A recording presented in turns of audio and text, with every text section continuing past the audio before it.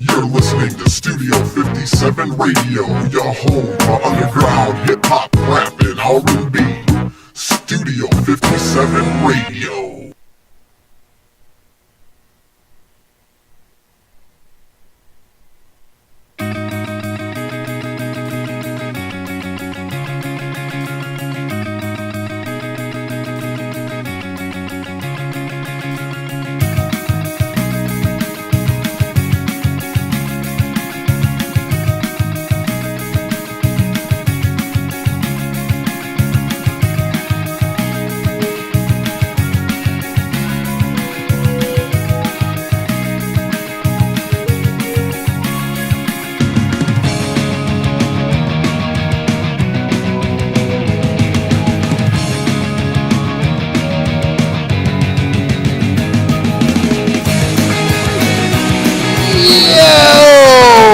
Is happening? Are you guys doing well? I hope you are, because it looks like the health of the NFL could possibly be like on a ventilator, no pun. Well, maybe there is a pun intended. Oh my goodness.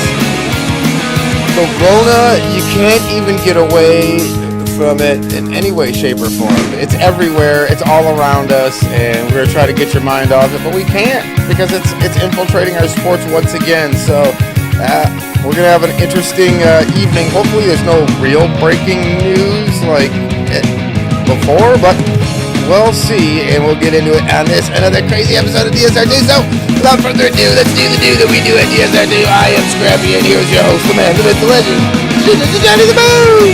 Hey, we are back here for another edition of DS2 on this wonderful Wednesday night here in the D. Yes, a little Indian summer action going on here. We got NBA finals going on. Will the Heat win another game? Also, we got MLB divisional series going on as well. Get used to it. Houston is going to probably advance again. Houston Yankees. How many times is Cora? Yeah. Going to get peened on there. Also, we got, as we said, is NFL action going on, and if anybody really cares, well, nobody really cares. The NHL draft was last night, so I know. Does anybody? That's like from the big hubbub that is the NFL draft to the crickets that is the NHL draft. Right. It's pretty wild. Welcome, as we are the only sports talk show with pussy sprawled out on the table. Apparently, we have a cat that just wandered in the studio and just is like, "Yep, I'm not going anywhere. I'm chillaxing. I'm just chilling here and rolling over." And she's showing the belly, and that is the belly trap. Do not pet the belly, because she will eat your hand. Only pet the head. Only pet the head. Sorry. But on the plus side is Houston got rid of Bill O'Brien, the coach and general manager. Why? Because they're both terrible. They fired both Bill O'Briens, and they were both terrible. Well, the coach wasn't that bad, but the general manager was terrible. Well, the coach, everything leading up to that is good, but the reason why this tenure of coaching is bad because it was diluted, because he had to do a job that he wasn't qualified for to begin with, right, and then try to do his regular job on top of it, and there's just no fucking way that's going to work. We've talked about this over the years, Moose, because there's been a lot of like the whole GM coach. We had the situation here with the Pistons, right? And it never really works out. Even when you think you have a chance or you have the right guy where you could do it, even when you're at the bottom of the barrel and you figure you can't go anywhere but up from there, it still very rarely works out at all. It very rarely is on there. In the NFL, it's like, in the NFL, it's only worked one place, and it's New England. Well, and then what are you talking about here, though? You know what I mean? So it's because of Belichick. Belichick's like so much above everybody else, so much smarter than everybody else on there. He's already 4 moves in front of everyone else on there, and it's just like that's because he's Belichick on there. With that. So, but yeah, most of the time it just doesn't work out. Hockey, I think it's only worked out, well, it worked out here for a little bit when Bowman was kind of the pseudo general manager anyways on there and head coach in it because he was Scotty frickin' Bowman. Right. It doesn't work out. I mean, Yeah. it only works out when you're basically your guy is well beyond everybody else out there. Well, and the whole thing is you're talking about, like, there's only so many of them people in existence in history, not like, let alone available when you need them, right? So, like, doing that, I never understood. I just feel like the general manager job is too much for one cat. The head coaching job is obviously too much for one cat. And you give both jobs to one guy? Right. Like, you do. It's too much to do, try to do everything on there. Yeah, you just ask with it, especially in the modern sports era where you've got, everything with it is, basically. Oh, my gosh. It's with so. salary cap and everything else on there. There's so many nuances to everything that you're doing. But Bill O'Brien, the general manager, was just downright terrible. Oh, he was. The moves that he made were completely asinine. They were like that one guy that's in your fantasy football league that just fucks everything up with the crazy trades he drafts does. well, and then trades all the crazy shit and you're like, well, what is going on here? And just jacks up the league with all these crazy things that probably should be cock blocked. That's what I feel like. Like, if I'm Tex, I'm so mad. I'm so mad. You just got rid of a transcending player, like just an outstanding, and now you got to get rid of the guy. Got rid of him. It's like, well, yeah, you got. I mean, it's such a nightmare. There's numerous on here. You were coming up there. This guy came in and just cut your fucking Hopkins wiener was off. Just God bless it awful, because you traded Hopkins for David Johnson, in essentially which was Brandon Cooks. Right. You got Laramie Tunsil, but you gave up a first rounder this year. Don't even talk about Laramie Tunsil. Ain't nobody want to hear that shit over there. A first and second rounder next year to Miami. Ain't nobody want to hear about no Laramie Tunsil shit. That's what I'm saying, dude. He like neutered himself. He cut his own balls off. It doesn't make any sense. It was just a disaster. I don't know. And so now this franchise has got to move out. It was actually on the uptick. And then they bring him in. Okay, this could get him over. But, gosh, that just, And it basically blew up. I guess he was getting arguments with J.J. Watt, which is your franchise for almost a decade now. And then you've got Watson. I still don't understand why Deshaun Watson re-signed. I'm like, dude, fucking ride it out. I'm amazed. But then again, it's $45 million guaranteed, and he can opt out after year 2. Well, you know what I think? You know what I think too? And they said, if he doesn't turn this thing around real quick, he's gone anyway. So just hang with us. Be patient. That's what I think they said to him. And he looked at it and went, you know what? All right, I'll be patient, but I'm opting out after 2 years if you don't get rid of him after 1. Right. And they didn't make it through the 1. And they didn't make it through. They made it 4 games. Yeah. So. Yeah, Matt Patricia still has shit. And he'll be here all year. Oh, of course he will. He'll be here all year. Because they're going to go on a little winning streak, and they'll be back next year. Oh, if they win, he'll be back next year, sure. They'll win 6. If they get 6 wins, he'll be back. Both of them will be back. That's just stupid. You fired a guy because he couldn't get past 9 wins, but 6 wins is enough to keep this guy to keep his job? Right. That's the dumbest shit I've ever heard. I would have got rid of them, both of them, last year. Oh, yeah, but they don't do that because what they do is they sign these cats to too long, the tooth kind of long contracts, and then they refuse to pay somebody to go home. So then you end up stuck with somebody for 2-3 years longer than you need to, kind of like Millen. Should have been gone 2-3 years here. Right, but you not kept re-sign them. Yeah, it made no sense. It's crazy. Yo, what up, Mike? What's up, Joe? What's up, everybody? But I think Dan Quinn's next to go of the coaches from Atlanta, because they're 0-4. They just Mike McCarthy might not make it through this. He might be one and done. Dude, this is wild because you've got coaches like there's like a lot of hot seats, and all the seats could be hot. To be honest with you, it feels like, or at least one in each division. It feels like you have a team in almost every division that a coach could be on the hot seat. But you've got the COVID thing going on. I mean, the NFL is hit, and even baseball was like, "Oh, we're going to go to a semi-bubble," and the NBA went to the bubble. And NHL, they went off without a hitch. I mean, we got an NHL champion, Stanley Cup champion, 0 problems. We're going to crown, an NBA champion this weekend. So it's with very little issue. Now, baseball had their mess, and they were able to get a lot of those games back in, but you don't have that luxury with football. No. So it is going to be a mess. Like, guys, I don't know what it's going to be like going forward, because we've been in this. First, we were in the holding pattern, right? And then with all this stuff going on with the COVID and everything, sports wasn't around.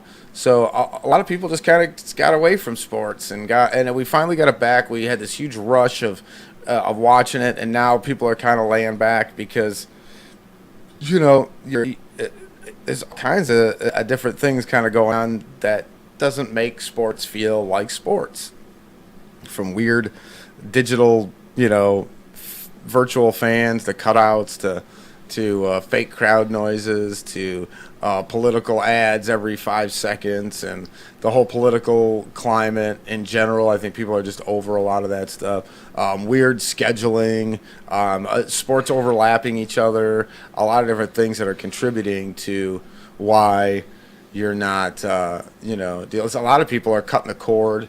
So some sports are getting lost in the mix there too. Yeah, I mean that's. But sports talk on radio, sports, intake on television or via the radio, even streaming service, everything's down across the board with sports because I think people just have bigger fish to fry, and we got a little bit of a jolt. So I think it's but it's just not what we're used to. It's not what we want, and there's still too much abnormal to feel normal.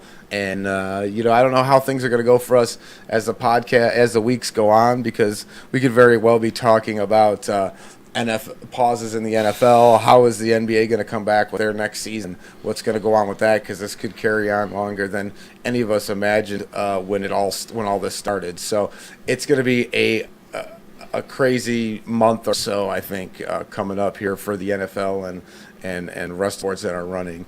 So a lot on the table today. 313-307-5340 is our text line. You can hit us up on our social media, Studio 57 Radio on Facebook, YouTube, Studio 57. You can also check us out on Spreaker, Twitch, and TuneIn, and of course Studio57Radio.com. But it's hard to get all the social media feeds, but I try to the best I can. Facebook is probably the most right in my grill, as well as this text line. So hit us up. We'll go wherever you want to go. This is your show. We're just steering the ship. And Moose, where do you want to start? Let's go over again. We might as well talk about the elephant in the room with the NFL. This COVID outbreak ain't no joke. Under. Again, I don't want to be all gloom and doom because I think they can get it under control, but one or two guys you can understand under. But when you basically tell them, listen, no practicing protocol, and then you find out that Tennessee got a bunch of the players got together at a high school and practiced, and now they got more guys testing positive. Dude, what the hell's wrong with you guys? This is the issue with this whole thing, is once you break the trust factor, it becomes a huge problem. Right. And so you can't be trusted to just do what's right, and you're not even in a bubble situation. Like, I don't know. This is kind of what everybody talked about, right, Moose? Like, we thought the loss of a paycheck, because those cats ain't going to get paid. I'm going to tell you that right now. Right. They're not going to get paid for them games. And they thought that would be enough to keep the organization needs to be punished, too, because we told you what's going to happen. Right. Well, and that's the thing. It's like, if they got to postpone another one, guess what? That's gonna we're just gonna count that as L. It's repercussions on the entire league, right? Because now you have teams that may not necessarily deserve a W getting one, right? And so that becomes an issue. And so when you get into playoffs and seedings and all that stuff, so I don't know how they're going to handle it. I really feel like I think it's going to be draft picks is the first option. Well, I think when you talk about organizational punishment, that's the only option, because money doesn't mean shit. Right. You know what I mean? You can do that with the players. You can find the players, and I'm sure that they will, because they're already going to lose their paychecks anyway for the game, their game checks. But I'm sure there'll be more on top of it, because you're endangering the health and well-being of your, coworkers by doing that. So I would assume that would be, behavior detrimental to the league or the team, or any way you can wrap it up to fine them, on top of them losing their money. So I get that, and that is obviously, I think everybody knows that would be the case, and it obviously isn't a deterrent. So for me, it comes down to, right, how serious are you? From an organizational standpoint, are you going to try to do something that, are you Googling something, Kat? What are you doing? This is Midget, our studio cat, and she thinks she can just do whatever she wants. And she's a little goofy. Yeah, I lost my whole screen. And she just took you off. She's like, none of that. No looking at data and analytics and things of that nature. Right. Well, now she's wagging my face at the moment. And she's doing her strut on the catwalk. Yes, on the catwalk. On the catwalk, yes. She's doing her... But yeah, as an organization-wise, there's going to have to be some repercussions-wise with it. And again, I think players, listen, you're not getting your paycheck, and we're going to find you on top. You know what? But I just don't. We'll see how that works out. You know what? If it's a offenses and you basically caught out, and then they says this, if you're caught out clubbing or whatever, then you're done. I think you get in a situation where you have a shortened season because you're going to make these certain games up, and so you're going to have a shortened, truncated season. Unless they're going to push it back. Unless they call, we'll see on there. But I think we're probably keep going the way it is. I think we're probably about 2 weeks to just hitting a pause for a month and then just regroup. I mean, the plus with the NFL that's definitely on the table. I just don't know. With the NFL is listen, we can play in January, February, March. It don't matter. Well, to me, to me that everything is on the table for them for the NFL. But I believe that you're talking about.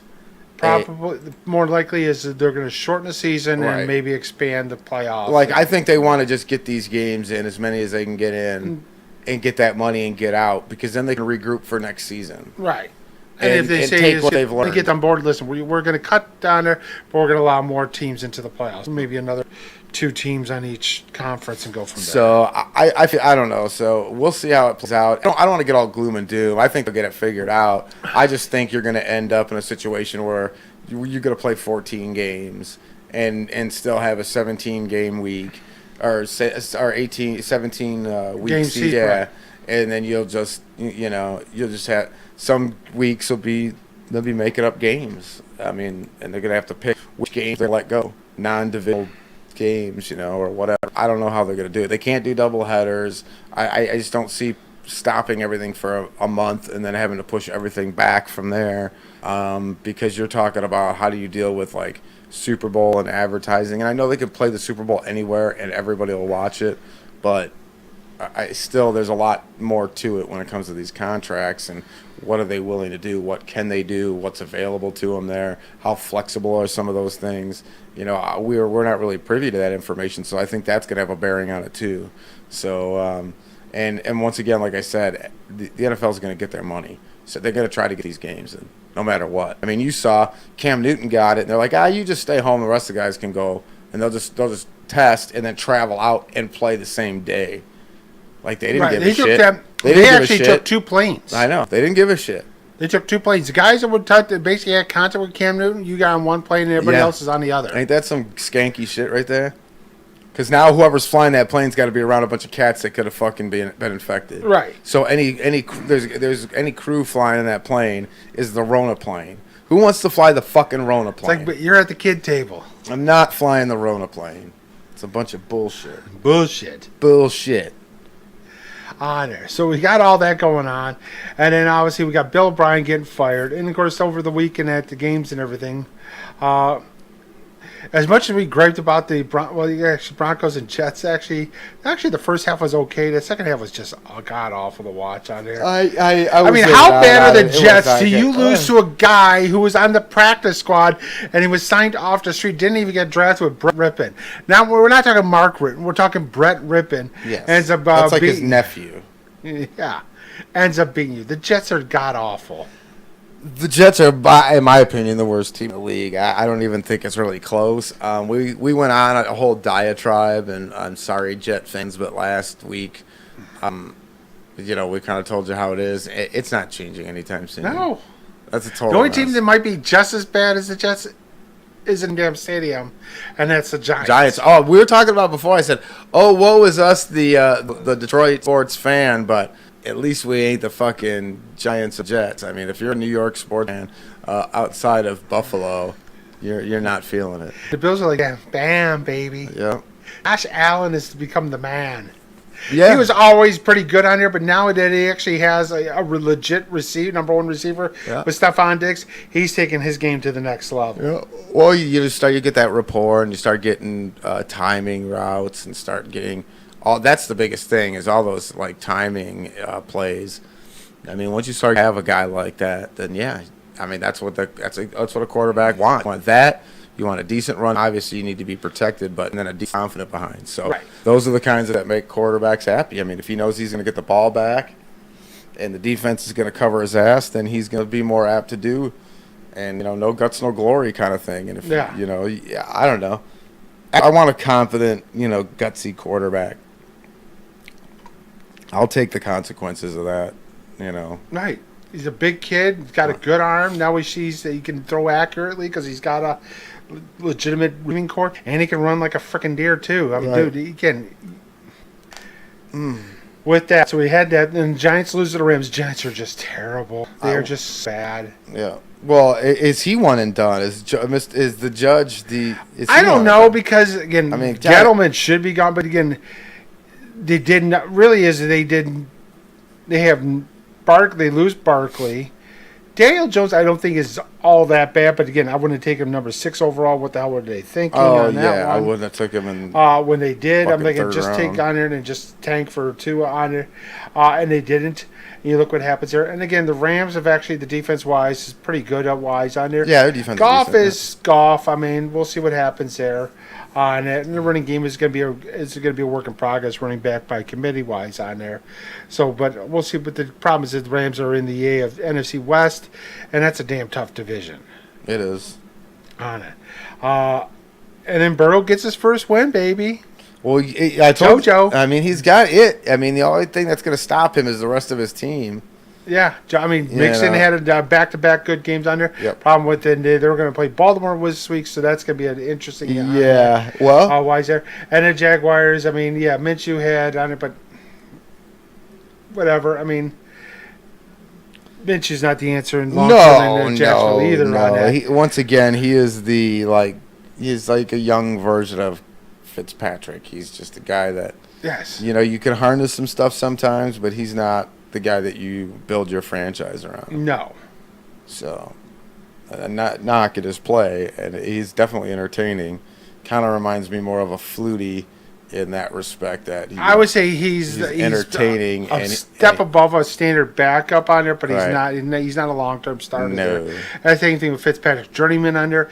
But again, you got to ride it. He's hot or he's ice cold on there. There's no middle ground there. And again, they get lit up by Seattle there wise on that. Well, why? Russell Wilson. Yeah, I mean, let Russ be Russ. Let Russ be Russ. That's like our whole campaign slogan.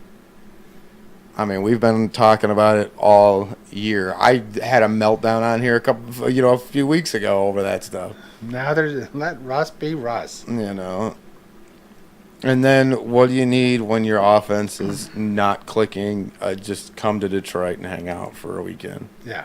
And all of a sudden, you just can't miss. The Saints go down 14-0. Next thing you know, it's 35-14. Yes. You know how many passes they threw on those 5 touchdown drives? 13. Yes. So but you see, this is the thing with the whole Breezy situation. If you can get that time in the pocket, he'll be fine. But the Lions can't stop the run, so they're just like, all right, we're going to just run it right down your throat. So, I mean, Kamara had 83 yards. I want to say Murray had like 80 yards himself. They just ran it right down their pipes, and they couldn't stop them. Well, they did whatever they wanted. They did, exactly. They did whatever they wanted on there. We're going to run. Oh, we need a pass. Bing. Well, yeah, because he was 8 for 12 on passes over 20 yards. He did whatever he wanted. With a $150 and a touchdown. 8 for 12, a $151 and a touchdown. Passes 20 yards or more downfield. So his arm isn't fucking blown out. It's just a matter of, is he going to get protected, and can he do it? Against the Lions, he's going to get protected because they got no pass rush whatsoever. Exactly. And again. And so they just did whatever they wanted. They could mix it up. They could run the ball. They could run whatever they did. What didn't work? Nothing. I know. Work. That's what I'm saying. I mean, yeah. Maybe on the defense. I mean, they started. They getting that. You watch on and you're going. You didn't even feel comfortable. Like, all right, they're up 14-0. Right. I'm like, good. I thought, all right, they moved the ball at will at that first drive. I'm like, all right, I didn't feel comfortable. Like, oh, they got in the bag now. No. I'm like, no, not at all. I mean, the only thing is, and again, they're going to re-sign Galladay, and they're going to keep these clowns. Or even if they get rid of them, then you're stuck with a $20 million a year wide receiver. Fire them now. Just fire them now. None of that's going to happen. See, this is the whole thing. They're going to just, I mean, they're going to be a dumpster fire. We've had this conversation a million times over. Until the Lions until the team is sold, this is what you're going to deal with. This is the same shit we deal with all the fuck. I'm sick of talking about it. Like, I'm ready to wipe the Detroit out of our sports radio rebel show because of the motherfuckers. I'm done talking about the goddamn Lions. They're going to do what they're going to fucking do. Who do they got next week?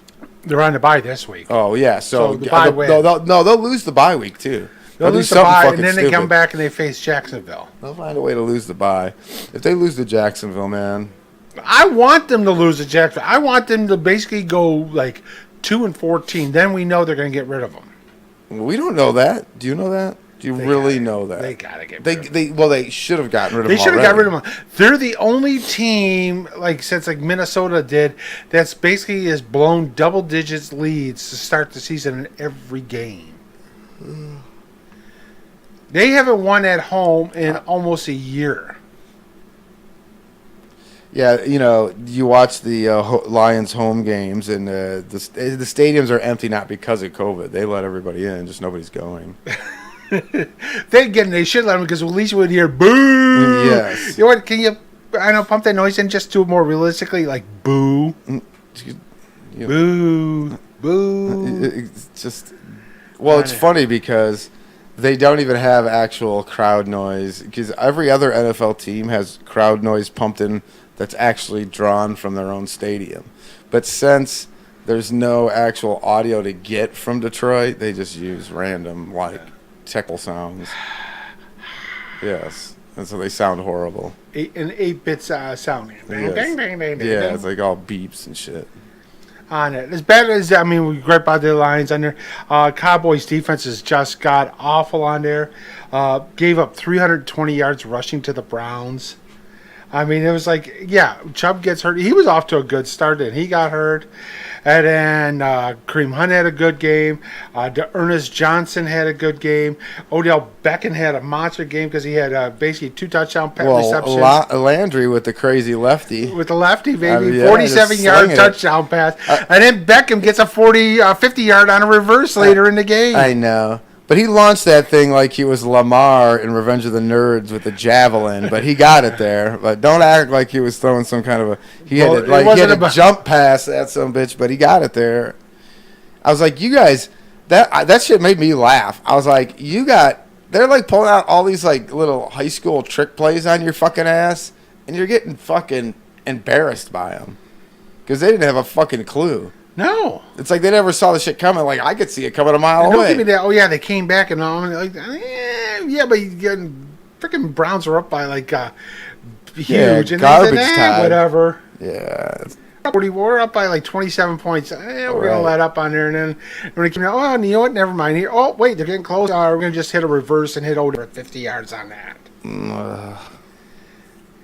I mean, Prescott, he's on the pace for 6,400 yards, but I mean... Who'd have thunk they'd be asking for the ginger back in Dallas?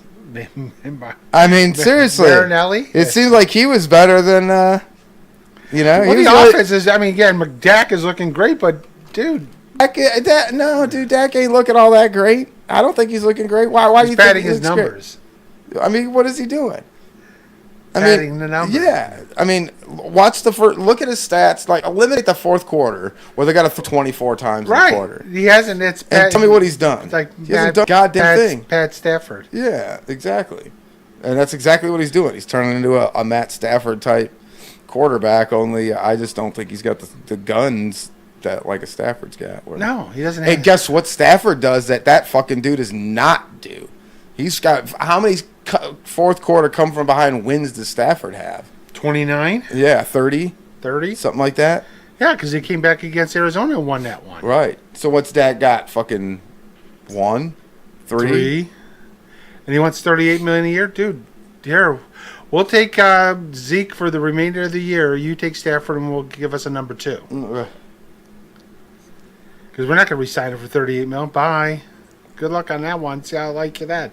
We'll just get the compensatory pick next year or whatever for a third rounder. Whatever. Lambda, Mike. Same to you, buddy. Cardinals, I mean, the Panthers beat up on the Cardinals.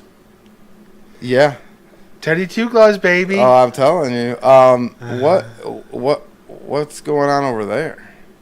Like, the inconsistency there in Arizona is. Yes. Is it's like, yes, DeAndre Hopkins had 7 receptions for 41 yards. It's like, you got to stretch that out down there. All right. And again, Murray ends up with their leading rusher at 78 yards.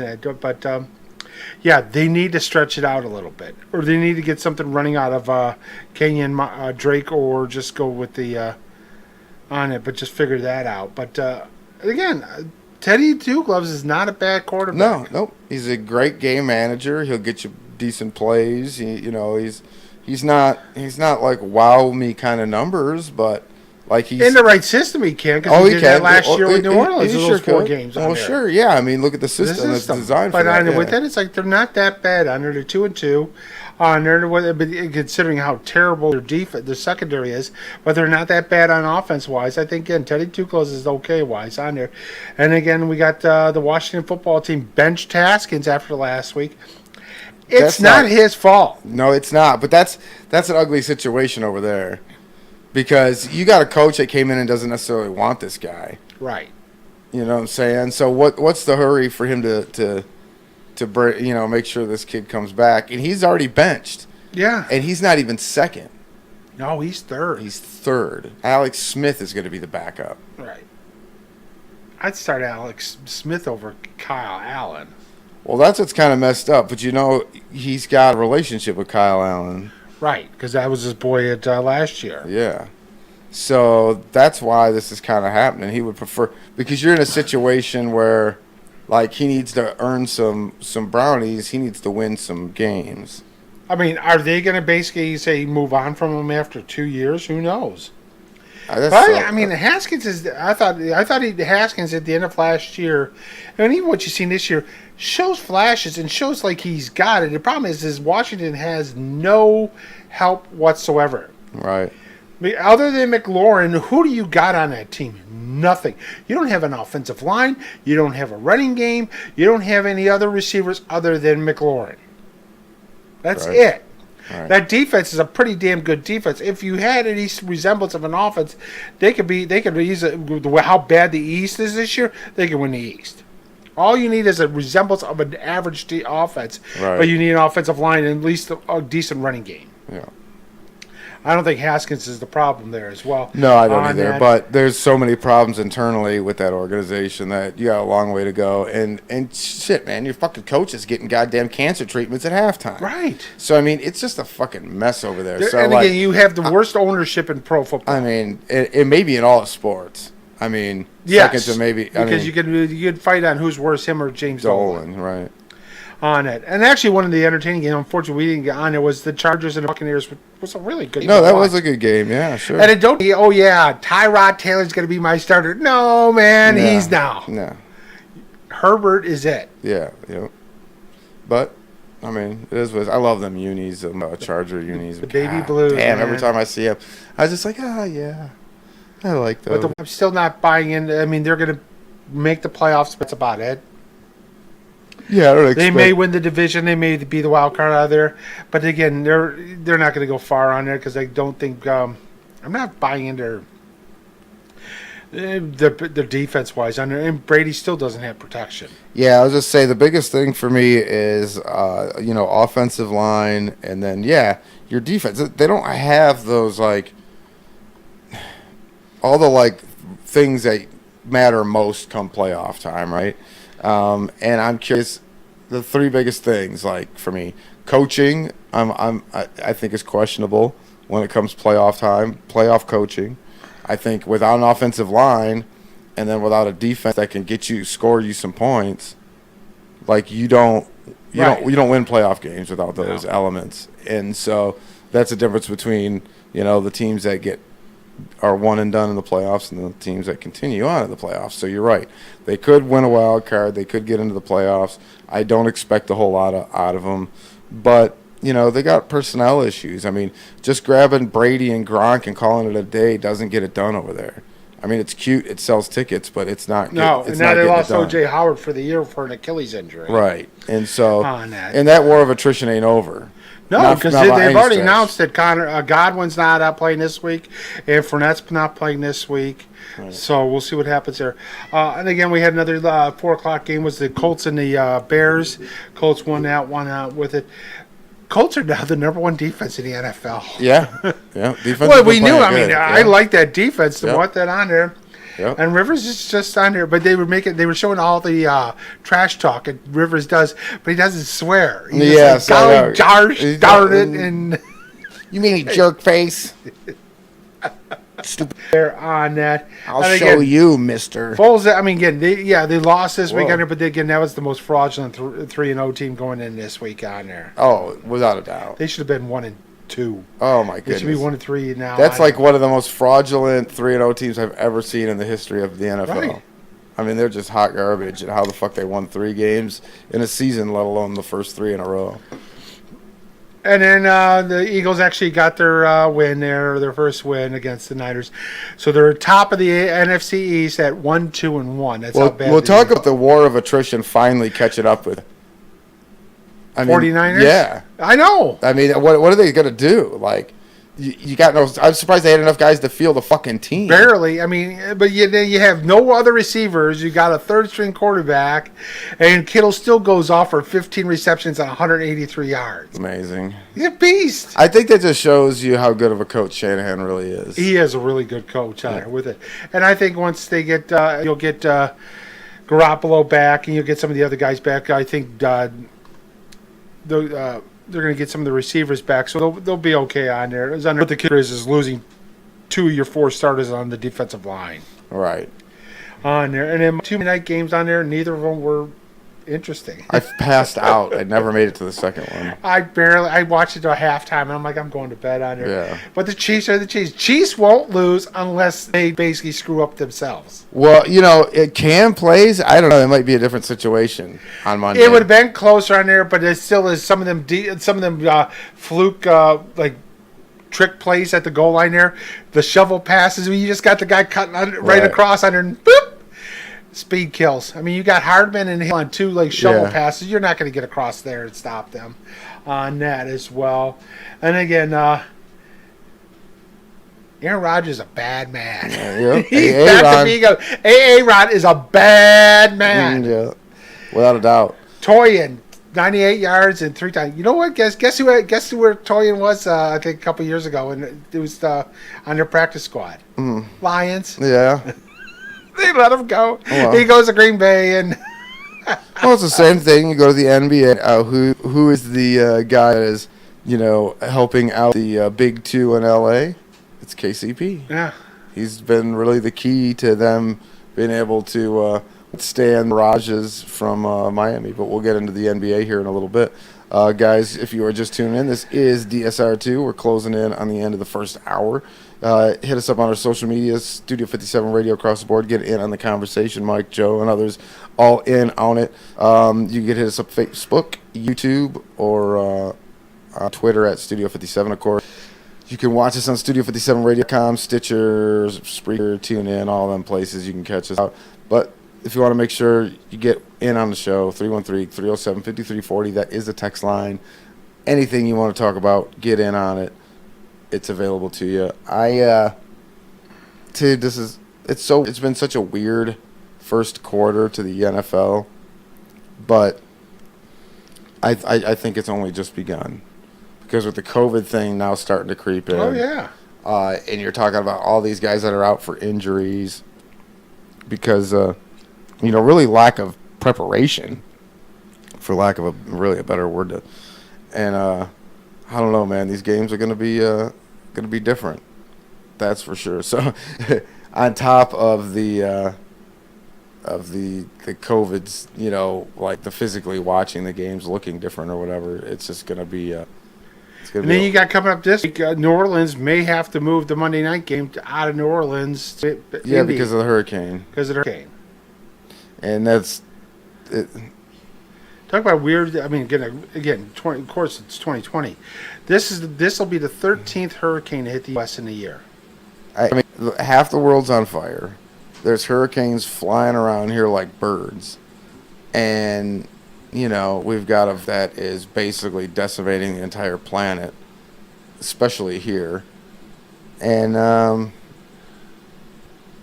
I'm pretty sure I've switched over to a dictatorship. I'm not sure, but I think sometime when I fell asleep, this country switched over to a dictatorship. Or wannabe. Yeah, and so you just have, with all the social unrest and everything like that, pretty wild. So I get it. I mean, I get why people aren't tuned into sports the way they were. I get why sport athletes are speaking out. I get why people are sick of hearing about it. I get why there's a burnout factor. But, and I get why we're dealing with all this crazy shit. But yeah, this whole 2020 thing, like, I don't know if I'll feel better in 2 months or not. I don't know.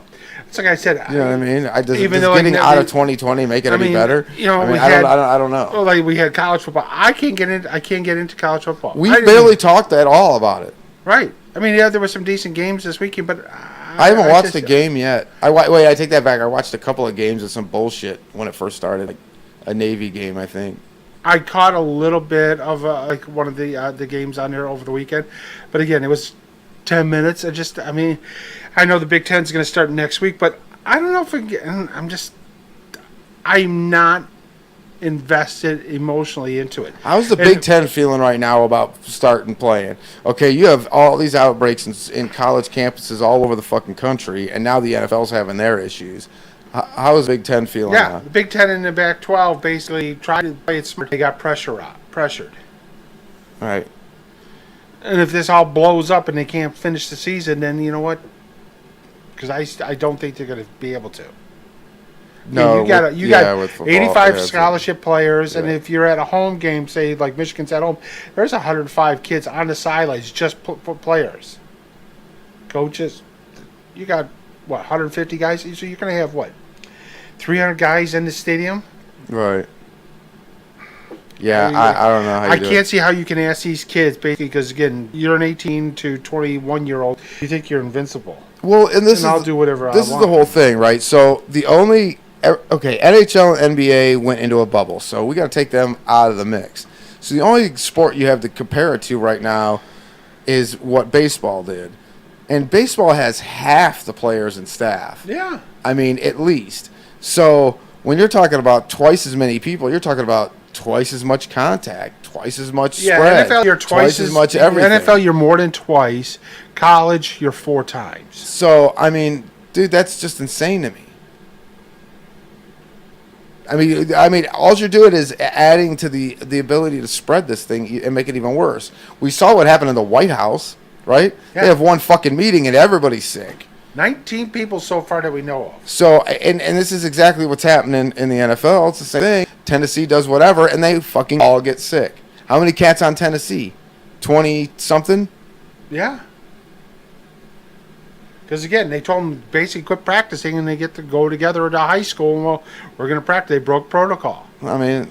Well, again, you break a protocol like that, dude, there's got to be a repercussion somewhere down the line. Well, for sure. And they'll figure it out. And there'll be something there, and we'll find out about it later. And it is what it is. I think that's less of a concern for me because I know they'll just figure that out. The NFL zero from doling out punishment.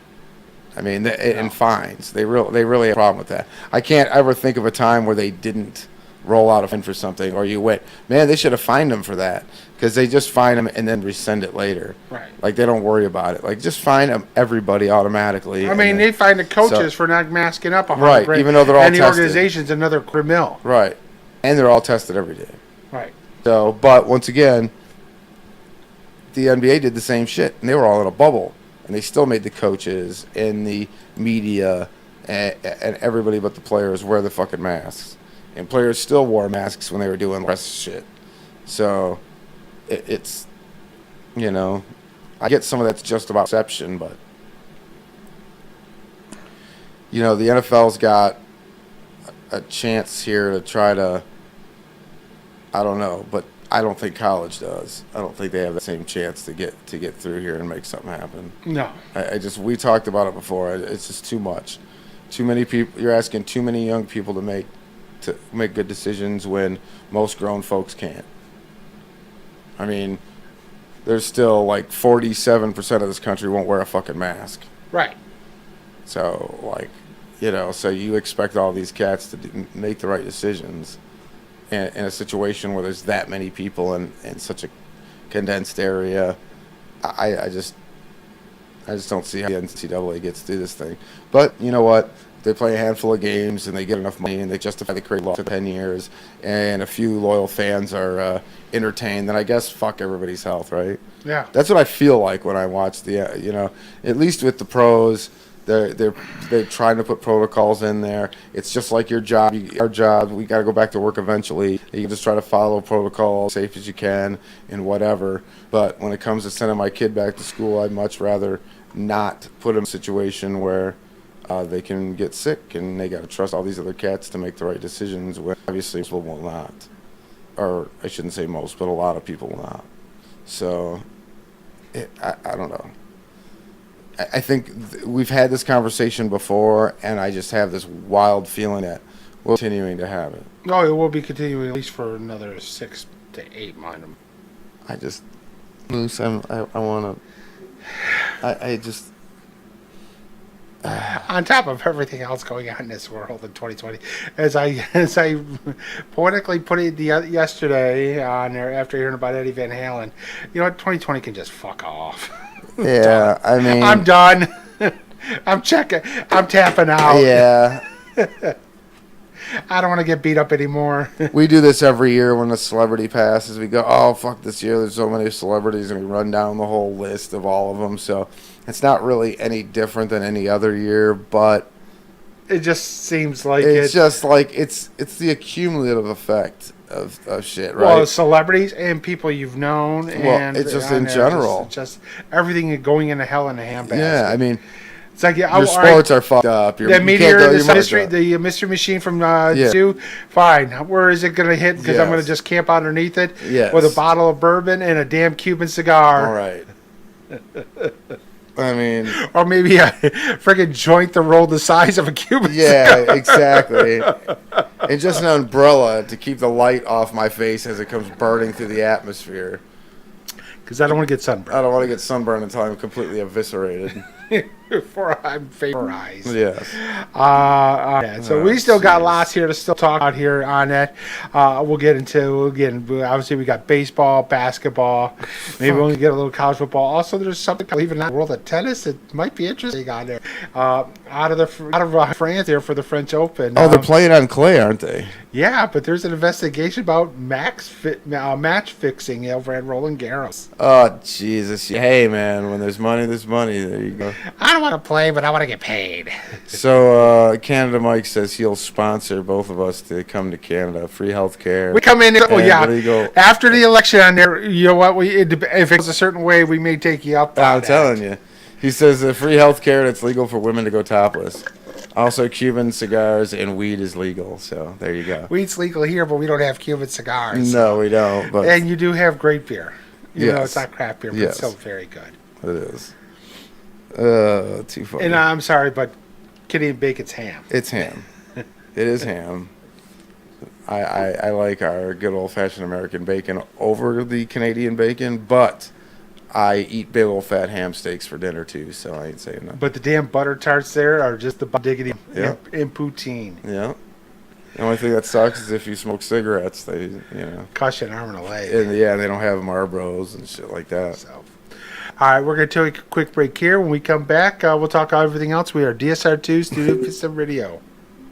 You're listening to Studio 57 Radio, your home on hip-hop, rap, and R&B. Studio 57 Radio.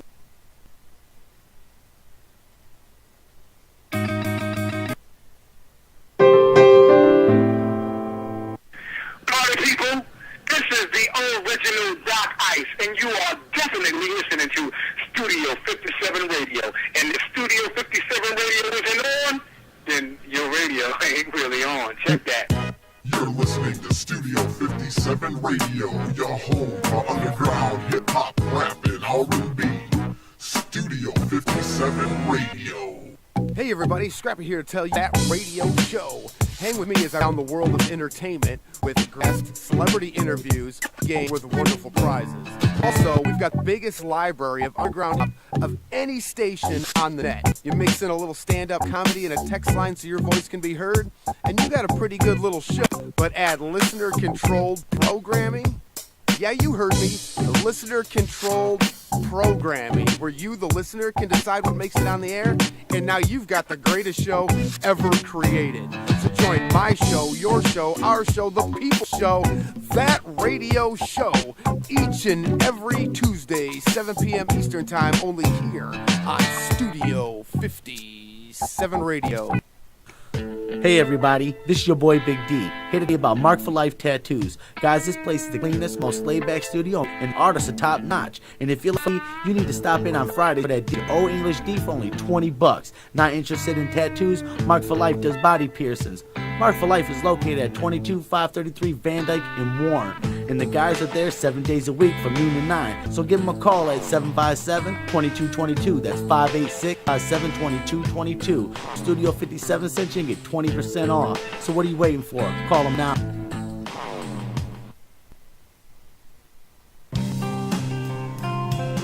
Hey everybody, Smokey here to tell you upstate.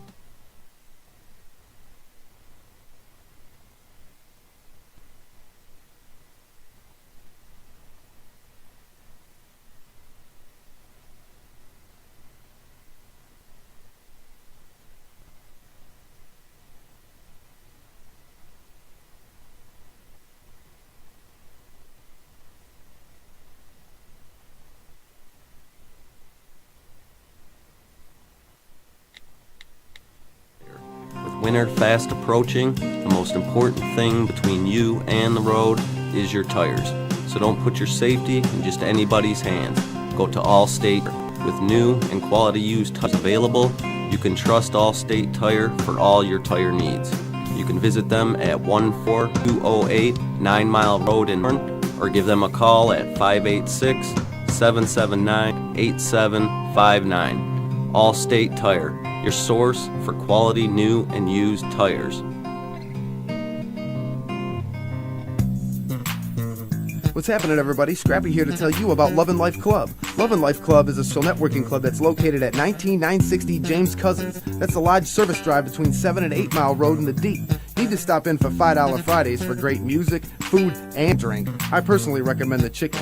Love Club also available for rental for bachelor parties and receptions, or any for that matter. For more information, log on to www.loveandlifeclub.com. That's loveandlifeclub.com, or call D at 313-999-2824. That's 313-999-24. That's Love and Life Club. If you're in life, you need to be in the club.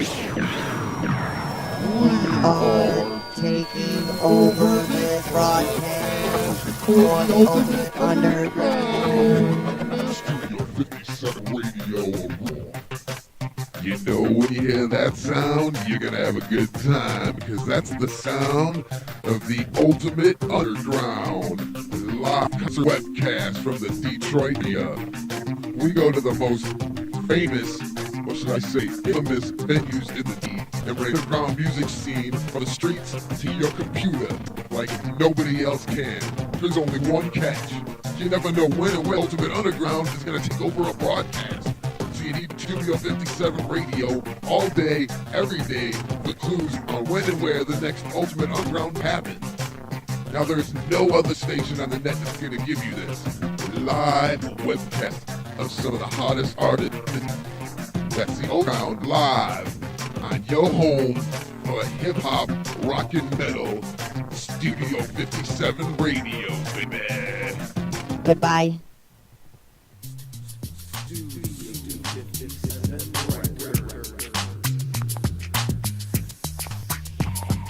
You get what you want, cause we got what you need. Studio 57, serving streets of the D. Recording, mixing, mastering, or great beats. We do what we do to keep you hot on the streets. You get what you want, cause we got what you need. Studio 57, serving streets of the D. Recording, mixing, mastering, or great beats. We do what we do to keep you hot on the street. Studio 57 is a 32-track recording studio that utilizes Cool Edit, Logic Pro, Shure, AKG, Sennheiser, Yamaha, Korg, Mac, Boss, Ibanez, Fender, Cruise, and many, many more. To make your music, experienced and friendly engineers make Studio 57 feel like you're home away from home. With beat creation, mixing, digital media conversion, and DJs for any event, Studio 57 Records is your one-stop shop for all your music entertainment needs. We have online bill pay and flexible payment schedules that make Studio 57 the place to be. For more information, visit Studio57Records with a Z.com. That's www.studio5records.com or call us at 586-420-3390. That's 586-420-3390 or log on to Studio57Records.com. Just remember one thing, baby. You get what you want, cause we got what you need. Studio 57, serving streets of the D. Recording, mixing, mastering, or great beats. We do what we do, keep you hot on the streets. You get what you want, cause we got what you need. Studio 57, serving streets of the D. Recording, mastering, or great beats. We do what we keep you hot on the streets. Party people, this is the original Doc Ice, and you are definitely listening to Studio 57 Radio. And if Studio 57 Radio isn't on, then your radio ain't really on. Check that. You're listening to Studio 57, the home for underground and R&B. Studio 57 Radio.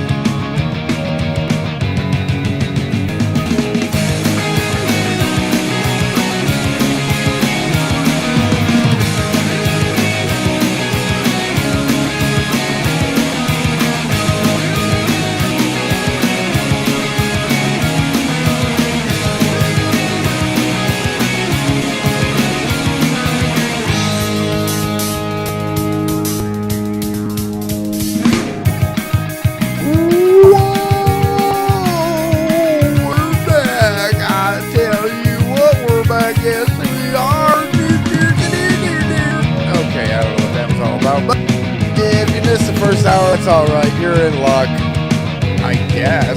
Or are you? We got another one to go. We got MLB, we got MA, and this is got his fantasy minute going. It's not the boom chicka boom boom. It's all about the NFL fantasy. And then we got big ones. So, you know, while we pick our nose, we can pick our brain. This is DSR2, I'm Scrappy, and here's your host, Johnny the Moose. Hey, we're back here in the second hour of DSR2. And as last week our pick'ems, we didn't do too bad. Scrappy got 10, I got 11, because I took Cleveland. Woo. Yay. You were able to pay your mortgage payment and just couldn't get that trip down to, well, maybe a trip down to Cozumel right now, since it's like gone. Yeah. In case you missed it, we talked the first hour all about NFL action, again, with the whole breakdown with COVID, breaking a protocol on there. We don't know what's going to happen there. Are they going to be able to make it through the season? Are they going to have to change the facts on there, shorten the season with it, add some more playoff teams, or are they going to just take a break and see what happens there? We don't know what's going to happen. It'll be interesting. It's going to be interesting. It is interesting. all interesting there as well on that. So, and again, we've got... Again, lots of stuff going on here right now. We got the NBA finals going on there. LA, the Lakers are up 3-1 against the Heat. And I'm basically doing multitasking here with a cat. Yes, our studio cat is. So, my one of my in-laws passed away, and we had to put the other in a facility, and we inherited the cat. And she's very sweet, but she has refused to leave the studio. She's just, this is where I'm at. This is my spot. I guess she likes listening to us too. And so, For one reason, I don't know, but I guess. So when all of you guys get sick of us and tune us out, we have at least an audience of one very odd cat. So there you go. So if you see her on camera, don't mind. She's obviously not shy. Right. She likes it. So that's okay. So we got again, Lakers are up 3-1 tomorrow. We got Game 4. I mean, Game 5. Lakers are going to wear the Black Mamba uniforms. Ooh, all right. I think I'm kind of bummed. Miami, we got a little bit of that spirit there in Game 3. I like it. It was a good game. Even last night's game wasn't bad. But it's just, it's a little too late kind of thing. You can't be, when you're built like Miami is, you can't really afford to lose anybody. No. When you're playing a team like the Lakers. And, I'm sure LeBron will get the MVP, but it should go to AD. And then if there's going to be anybody really, to me, the catalyst that really was able to keep the Lakers from falling apart or losing, maybe a game last night, is going to be the play of KCP, and he's been like that all playoff long. So LeBron does what LeBron does, and I'm not knocking the guy. But when I look at this series, especially this series, but even the Lakers in general during the playoffs, like I said, LeBron's going to be LeBron. He's going to do what he does. But AD hitting some clutch shots, AD playing defense last night, and then KCP knocking down shots that he was not knocking down here in Detroit. And I mean, even the little nuances that Rondo's added, all those little things, I think, is what has helped make this manageable situation. If LeBron had to pull one of those, like he did in Cleveland, I don't think it would have worked. So, if the Lakers are going to win this thing, it's going to be because AD was the best guy on the court, and I think that's held up. So I think AD should get the MVP, though. They may give it to LeBron, but my sneaky good is KCP in the series. And I like Miami. They're gritty. They play the game that I like to see played, and they've had a great run, and they're only going to get better. They just need one more piece, I think. Right. And they're in there. Now, what are they going to do in the offseason to get them there? I don't know. So I don't want to go crazy and have a foregone conclusion like the series is already over, but the series is over. I thought Lakers in 6. That still could happen. They could still sneak one out. I think Miami's capable of winning another game. But, what's his name coming back was great, but he's got to have to play a little bit better. Right. If they're gonna win. See, what are you doing? You're doing this on purpose, Kat. You want attention, and you are mad that we're paying attention to computers and cameras and microphones and such. And now you've got the booty. You're getting the booty moves. You're getting the kitty booty in your face. God, she's such a brat. I'm gonna throw this little cap at her and see what she does, or buy her. See if she chases. Kat's like, fuck that. She's going after it. Look, what is that? She likes to play. Sounds like, go play with that cat. And I agree. I mean, as great as Butler's played and everything with it, I mean, it's just AD is just by far the best player on that court right now. Yeah, he has been last couple games, really, to be honest. So, and he had that clutch shot. Was that the last series? So, I think AD's playoffs and then his run in the finals. Yeah. So, I don't know.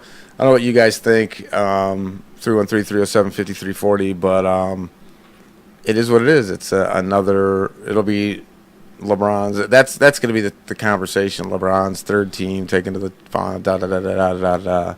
So I think I'll be tired of that by then. I think the LeBron fatigue is real for me right now. I don't know how about everybody else, but You definitely should be enjoying this guy because he did have a great finals run, but I still think AD was just a little bit better and deserves the MVP. So, but we'll see how the vote goes with that. But yeah, I mean, that's it. And I know the NBA didn't want necessarily the Lakers and the Heat in the finals, but it didn't turn out to be an extended series like you wanted. But it's not too often we get 5, 6, and 7 game series when it comes to the NBA Finals. I think we had one recently, but we had one last year, which went to 7, which is on there. But it just doesn't happen that often. I mean, they did previously when they swept them, 2 out of the 3. All right. And the second year they lost because Kyrie and in the bullshit foul against right. Draymond. I would say Draymond got booted and all that crazy stuff. But yeah, I just so I don't know. It puts the Lakers in the front runner position next year. You look at the Clippers, gosh, who knows? Who knows what's going to take? Philly should be better because they got at least a legit coach with Doc Rivers. Well, and that's what I said. That was the first the team that came to mind when he came out, when we were on the show, last week or whatever it was. He got that out in like 3.5 seconds. Yeah, I mean, the only two teams on there that I would be, if I was racing out there to get them, actually 3 would be maybe Houston, Indianapolis, and Indiana, and Philly were the only teams out there that came to mind. And Philly, obviously, was the team that could pony up on there. And again, that's going to make them better. I don't know if it'll get them over the hump in it, but again, the East is going to be loaded. Yeah. I mean, Miami's going to have they'll get most of their guys back. I think Goran Dragic is probably the most high profile that's got a player option, so we'll see if he opts out.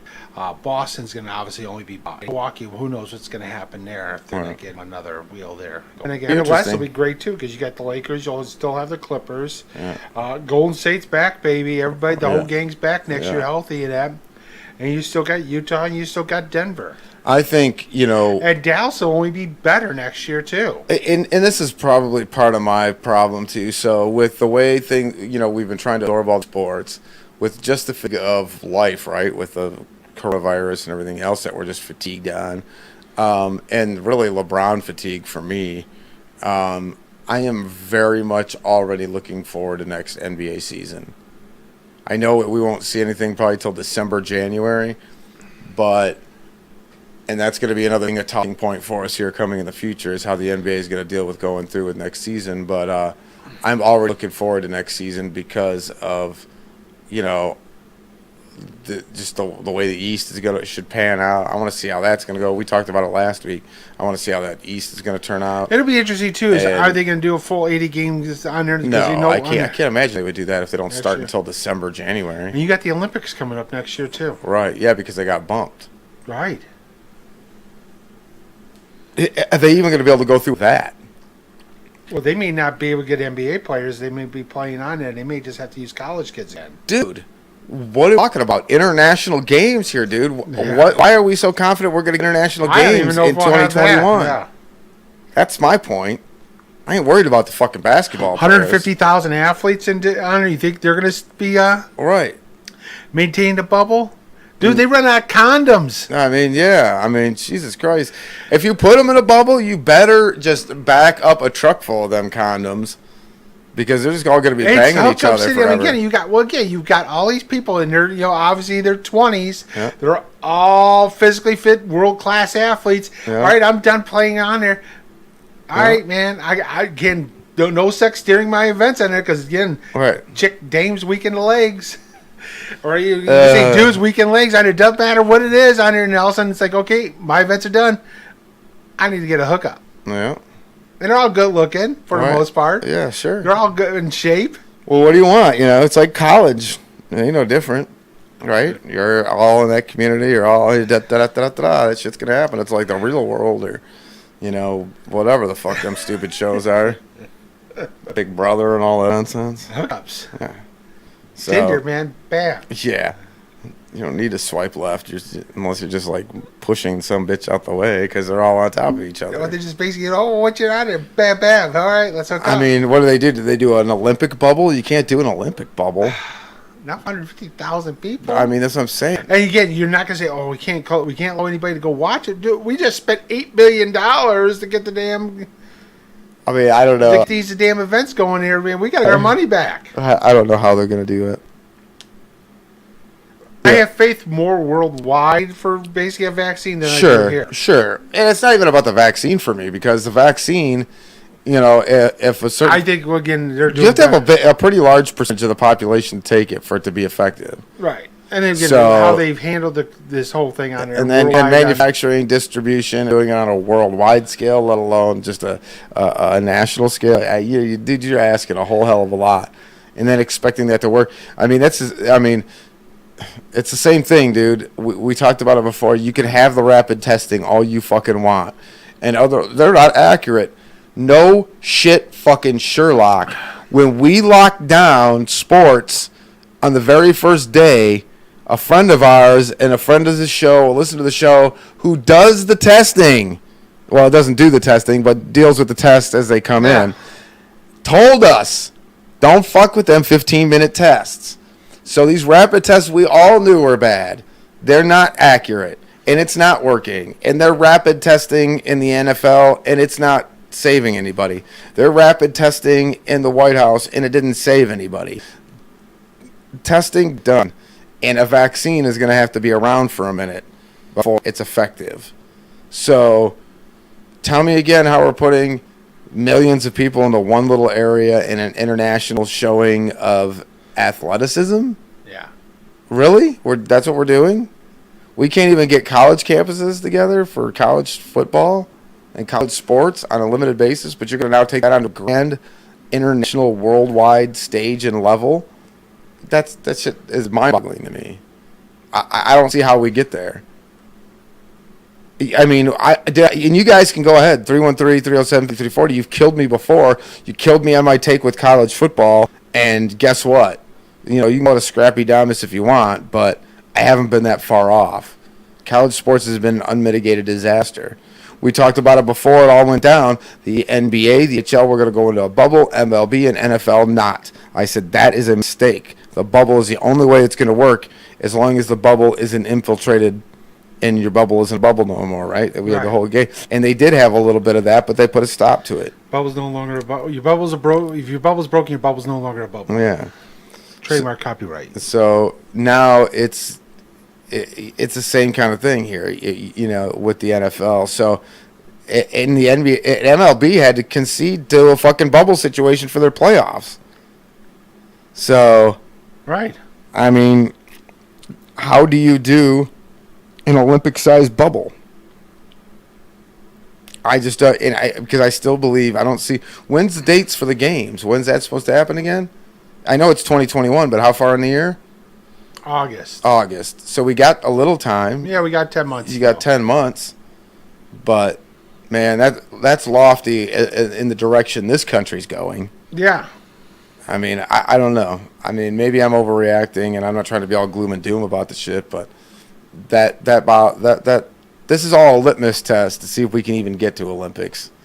To be honest, all the stuff we're dealing with now. So we'll see. Anyhow, wait. 5-2 Tampa over the Yankees there. So, yeah, and then we got so we'll see what happens there on Friday night. I'm gonna root for. I would like to see a Game 6 on there. So we'll see. Yeah, I'll be rooting for Miami just throughout because I'd love to see a Game 6 or 7, and I, of course, love the underdog story. But just one of them things. But yeah, game tomorrow night, so that'll be cool. We'll see what happens there. And again, we got MLB action going on there. Oh, now 7-2. Yay, Tampa. Earlier games, Atlanta took care of Miami. They're up to Oakland, Houston. Oakland 9-7. That is 2-1 that one. And then I think later we got. And Astros fans, don't start gloating because your team is winning. You guys are still cheaters. I'm just saying. Like they're like, oh yeah, now what do you got to say? We're winning playoff games. You're still a fucking cheater. Get the fuck out of here. Fuck out of here with that shit. Fucking You cheater. ain't cheat, you ain't trying. Yeah, well, that's for sure. Well, they fucking extra tried. Yeah, well, and again, the Dodgers in San Diego just started. I'm going to root for I think Dodgers are still the best team. Oh, don't you rooting for the Padres? Don't break Mike's heart. He's a Dodger fan? Oh, yes. Again, Padres, baby, with the going back to the chocolate brown and mustard yellows. Oh, yeah, I know. That is a crazy... Yeah, But again, I'd like to see him with it on there. I think just weird to see them wearing the brown unis and not seeing, Tony Gwynn, baby. Oh, but sure. I do think the Dodgers are definitely the best team left on there. And maybe this is the year they finally get that damn World Series ring. I mean... Right. It seems like they've been, like, this close. And I'm going to root for the Yankees because I'd never root for the Yankees. Yeah, I was about to say because of the Yankees. Scumbags. Because Yankees. That's all. Scumbags. Just because Yankees. But everything's been going there on wise, and it's nice to see. You know what? It's nice to see is actually you look at all the teams that are left on there. Tampa's a small market team. San Diego's not that huge of a market. Atlanta and Miami on there as much as and in Oakland. I mean, the smaller market teams wise on there that are doing pretty decent wise. And again, if you're looking at who should be manager of the year wise, nationally, as much as we griped about Miami with the gun there, it's got to be Don Mattingly with the Marlins, baby. Yeah. This was a team that was garbage last year. They go a start on there. They get up with the COVID on there. It wasn't like, oh, yeah, they were going to a casino like St. Louis on there. Right. They get it, and all of a sudden they get back playing, and they keep winning. They end up getting to the playoffs-wise on there. Well, for Marlins team, that was just... I mean, what they win like 6 games in 4 years or some dumb shit. I mean, they were really bad. They're terrible. So that to make the playoffs, even in this little condensed, crazy season, it's still pretty good improvement. Right. And in Tampa, nobody shows up for a Tampa game. But then again, as you got not even Tampa. No, oh, wait. Nobody shows up for to see a Braves game. It's a terrible stadium. It's like a mausoleum. It's just terrible. And again, they can't figure it out. Oh, we got to build an outdoor stadium, at least with like a retractable roof or something because they get the rain and all that. Mm-hmm. Dude, come on. I mean, or just move the damn team because nobody shows. Yeah, on it. But they're good as an organization-wise. They've got a great farm system, and they just seem to go on there as, when Madden left and everything with that.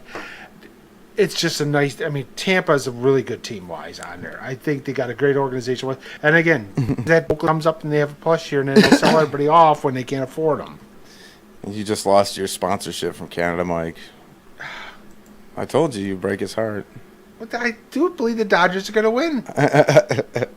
But you're rooting for the Padres. I just like the Padres. I mean, I like the Dodgers, but it's like, you know what? They got all the money in the world. Does your butt crack hurt when you ride the fence that hard? No. I got a special seat cushion here. I can sit on that fence. I mean, growing up on there, because the Tigers back in the 70s sucked. Yeah, no, for sure. I mean, well, hey, I can't say nothing. I don't watch It was Lions. Boston and the Dodgers, especially the late 70s on there. I was rooting for the Dodgers because I hate the fucking Yankees. Right. On there. So I really liked Ronce and Garvey and all them on it. And 81 was great because, again, they beat the Yankees, and 88 was great when you got Gibby and they hit the home run. But they got more money than God. I mean, come on. One team that has more money than them is the freaking Yankees. Yeah. San Diego's got my favorite player right now in baseball, and that's Fernando Tatis Jr., baby. Yes. No, I agree with you on that one. Atlanta, nobody roots for Atlanta. Even Atlanta doesn't root for Atlanta because they're the worst sports city in America. Oh, my gosh. And it says Oakland. They ride it. They get good, and then they sell everybody off, and they suck for a while, and then they get new guys, and they come back up again. But anybody but the Yankees. Well, I'm kind of with you. It's like the fatigue. It was the same thing right when the Red Wings. Even though the Yankees haven't won it since '09, I just hate the Yankees. Well, it's the same kind of thing, right? The Red Wings won. When you win a lot like that, you get the ire of other cities and other fan bases. So, but it was also with in the old days, the Yankee was the ownership. Joe Steinbrenner hated Steinbrenner. Yeah, but they threw money at everything, and yeah, that's why he hated it. But that's what the Red Wings did. Again, going on the bucket list was get out the Dodger Stadium, get a Dodger dog, and make sure I got a radio. I can listen to Vince Scully call a game. I didn't make it. That didn't happen. You know what? You know what I miss as much as going to sports is the food. Right. The ballpark food. You get a hot the stadium dog. food. You stop on there before you get in. You get your bag of peanuts because Right. I'm not spending money. I'll buy from the small guy that's selling the bag. Hey, yeah, give me a bag of salted peanuts on there. Get my little bag. Go get my beer. I'm eating my peanuts. Maybe I'll get me a hot dog. Yeah, man, you get the sausages with all the crazy stuff. They got all the wild menu items now at these stadiums that they never had before, and loaded everything. You can get like cheese and bacon bits on your fucking hot dogs and all crazy stuff. Oh, you got on there? They're not in the steamed. They're basically grilling them. They got the grilled onions and all that. Damn right. And don't be putting ketchup on a hot dog. Nobody puts ketchup on a fucking hot dog. It's mustard.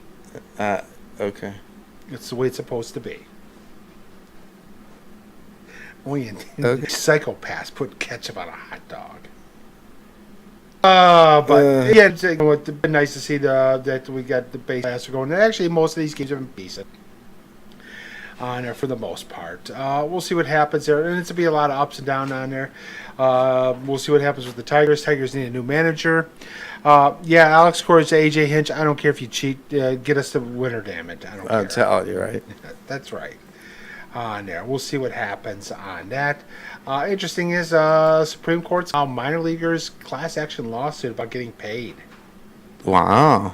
Because again, obviously they didn't get paid this year. They got the thing on there, so they're going to look at that on that. So we'll see what happens there. And again, of course, we also got college football going on, and I just can't get into it. I know I haven't been able to either. It's just not college football. It feels like a series of scrimmages. Yes. With like not even full college squads. Like most of the guys are there, but not everybody. No, I mean, yeah, we'll see. The Pac-12 is not going to start until next week. We got the Big Ten starting. And then again, we'll see if they're able to finish out a season on there. But even like the last week, they had some big games on there. They really weren't. I mean, Clemson played Virginia. Virginia still had missing 7 players because of COVID. That's crazy. There on it. Oklahoma season's over, so you might as well just shut down because you lost twice already. Right. You lose to Iowa State on there, you know. And maybe you need to play a little defense here, Lincoln Riley. You know, maybe get a defensive coordinator and pay him some money. All right. Yeah. Right. And Bama took care of. They're playing A&M this weekend, and we'll see what happens there. SEC is interesting because you got Mississippi State now's got Mike Leach. Ole Miss now has Lane Kiffin, so that'll be interesting there with interesting aspects. There's Ole Miss now when they play Alabama. That's going to be interesting because Lane Kiffin and Nick Saban don't quite get along. So, and again, Texas. You know, don't give me this fact. Oh, Texas is back. No, they're not. They know deeds wise they lost last week and they deserve to lose. The Texas Tech. It's going to be Clemson. It's going to be Bama, and then everybody else, whatever. And then everybody else, whatever. Just whatever. Whatever. On there. Georgia took care of Auburn. I mean, but yeah, the Big 12 does not play defense. No, they do not. Why would they do that? They just don't. They do. LSU took care of Vanderbilt. Well, again, it's Vanderbilt, so. I mean, just these games, it's like, it's just, that's why I can't get into the only it. One game, I was watching a little bit was the Texas Tech on there. And I'm like, all right, you know what, I'm going, or TCU, because they played Texas Tech the week before, and then went to overtime. But yeah, TCU, I was rooting for TCU, man. Again, Texas.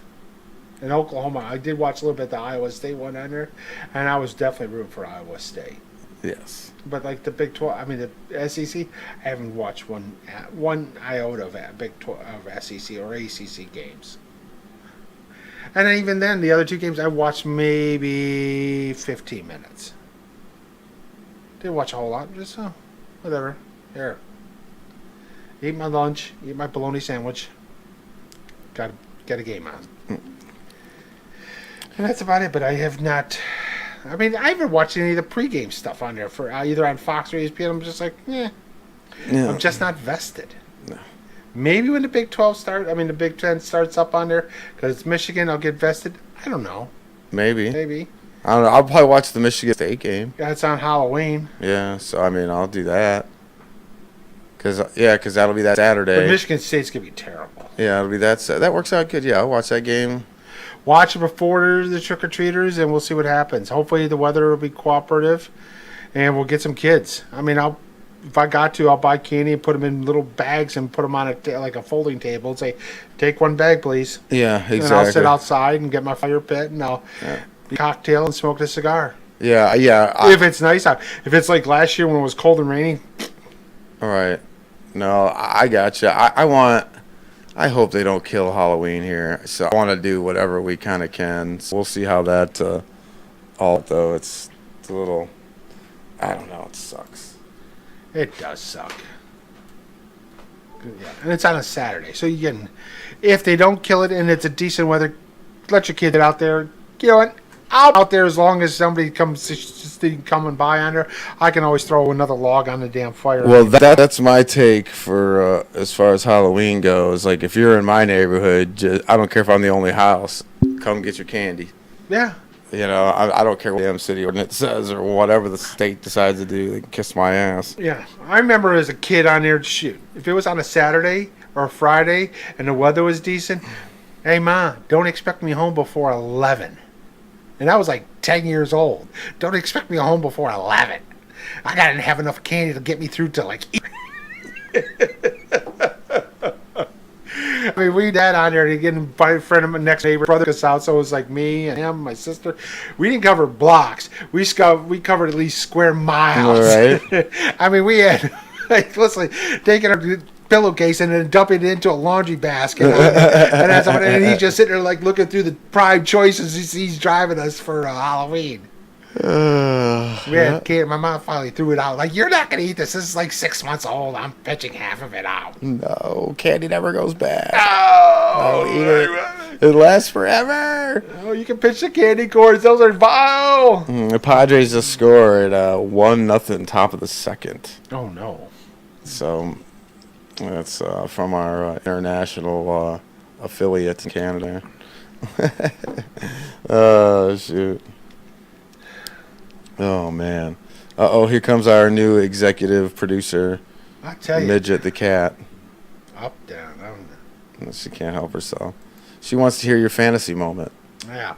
And again, there's been a lot of injuries out there. So, yeah, Austin Eckler out short term with injury. And then Nick Chubb is out probably 6 weeks. Eckler's out 4 to 6. So, again, who am I going to pick up? My team's over. It's on there, quarterback-wise on there. If you had Dwayne Haskins, you poor bastard on there. Oh, yes. Guys to pick up quarterback-wise, again, I bet you he's still out there in a lot of leagues out there. Is Justin Herbert. Pick him up on that as well. And again, Jimmy G will be back soon, so I think he's an option.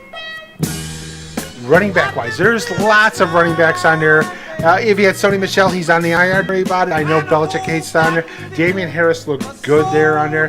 He's a hammer, man. He's a big another big bruising running back out of Bama. He had 100 yards there this week. Pick him up. Ernest Johnson, the third string in Cleveland, looked good again on there. He will be the number 2 because Kareem Hunt will be number 1. Justin Jackson, and I think Chase Edmonds will probably end up being starting because Kenyon Drake gets hurt. Well, Kenyon Drake always gets hurt. He does. If you're looking at receiver-wise, Scotty Miller from Tampa Bay because Godwin is out for a little while. He's out this week for sure. T. Higgins looks like to be the best. He's getting a nice chemistry rapport with JoJo. So for the Bengals on there, again, rookie out of Clemson on it as well. And Miracle Harmon is going to start getting more because they're going to pay passing wise on there. So and also Tim Patrick for the Denver Broncos, definitely a pickup on there as well. And again, you also got N'Keal Harry, who had a nice touchdown there over the week this week with New England, and Brandon Ayuk as well.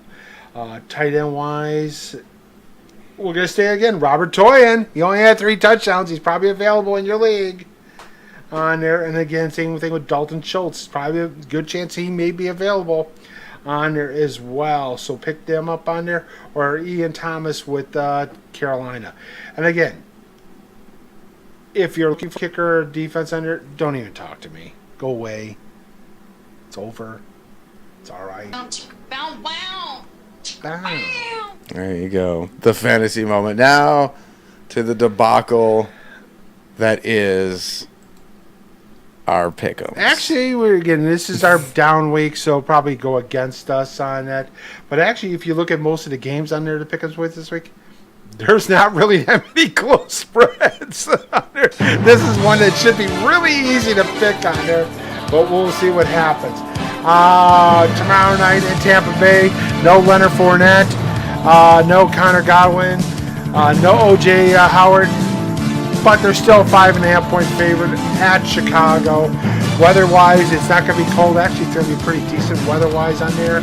I'm sorry, who you got? Tampa and the Chicago, Bears. okay. Tampa's a 5.5 favorite on the road. Oh, yeah, that's why I'm taking Tampa. It doesn't matter. It's the Bears. It doesn't matter, exactly. The Bears are the worst, okay. Tampa, I'm with you. All right, we got Atlanta at home. They're a 2.5-point favorite at home against Carolina-wise on there. Carolina's 2-2. Atlanta's 0-4. Atlanta can't stop anybody on that. I'm going Carolina because I don't think Atlanta's terrible. They are bad. They're bad. He's the next to go, too. Yeah. The coach is next to go. I'm with you. Teddy two gloves and the white 2 leather gloves, baby. Yeah, I'm with you. Yeah, Carolina's not great, but way better than Atlanta. All right, Kansas City's at home. They're a 13-point favorite against Vegas. Yeah. Yeah, pretty much. I'm not getting on there. Somebody was actually griping on it because they actually took the Jets last week in their suicide pool. Like, why would you ever take the Jets, especially in a suicide? Hey! They call it a suicide pool because when you do shit like that, you should probably just kill yourself. New England's at home. They're an 8.5-point favorite against Denver on that one. If this gameplay, Gilmore's tested positive. We'll see if Cam is still positive or not on that. So we got New England and who this week? Denver. Oh, jeez. I mean, see, this is the big thing is Denver's terrible. 8.5-point favorite, New England is. Yes. Give me New England. Yeah, I mean, sure. It's Belichick at home. Yeah, over Denver for sure. It didn't matter who you trots out there. Yeah. You know what I'm saying? But definitely going to be a weird look over there because, last week was not good. Yeah, the Rams are stuck on the East Coast again. This is the 3rd straight week. They may have just stayed out in practice. The Rams are 8-point favorite against the Washington. On that new quarterback there, Kyle Allen, doesn't matter. Give me the Rams. Yeah, I'm with you. Rams are just a better squad all the way around. There's just so much going on with the Kyle Allen's Washington going to team. get killed by Aaron Donald. Yeah, yep, I'm with you. All right, here it is. Houston's 0-4. New coach Romeo Crennel is the interim coach. They're a 6.5-point favorite against Jacksonville. On that, Jacksonville's not that good, but you know what? This is probably going to be Houston winning this one as a change of coach-wise, because it was not looking good there for O'Brien. Yeah, and that's this common season. too when you have that to rally together after that. So I expect the same thing. I'm going to take Houston. If this game even happens, Buffalo is at Tennessee. Buffalo is an 8-point favorite on it. Buffalo is 4-0. Tennessee is 2-1 on that one. Even if they do get this game off on there, I got Buffalo. Josh Allen's looked really good. They're able to run the game. He's passing great. They've now actually got legitimate receivers. And the defense, I think, is all healthy-wise against Tennessee. Yeah, I mean, the Rona's got a firm grip on Tennessee. Even if they do play, how many guys are going to be off? Yeah, I mean, it's not going to be their normal squad, and it's going to be a mess. And like you said, with the way, Allen's dealing, dude, I'm on the Bills Mafia bandwagon all day and all night. So Arizona's lost 2 in a row, but don't worry. What do you need to win your lost 2 in a row on there? What do you need to right the ship? You need to play the Jets. The Jets, yeah. Arizona goes out east on there. Again, they're second week in a row playing the East Coast on there. They're a 7-point favorite against the Jets. Yeah, they're the Jets. Only 7? Only Shit. 7. Give me Arizona, and I'll minus the points, man. Yeah. Like that, Pittsburgh came off a bye week, an unscheduled bye week because Tennessee was down there. They might get postponed again, right? Is there a potential No, for Pittsburgh's that? okay because they're playing Philly. Nobody's tested positive for either of them. Pittsburgh is a 7-point favorite against the Eagles at home. Yes. Eagles won last week, but the Eagles are not that good. Pittsburgh basically hasn't played in a couple weeks.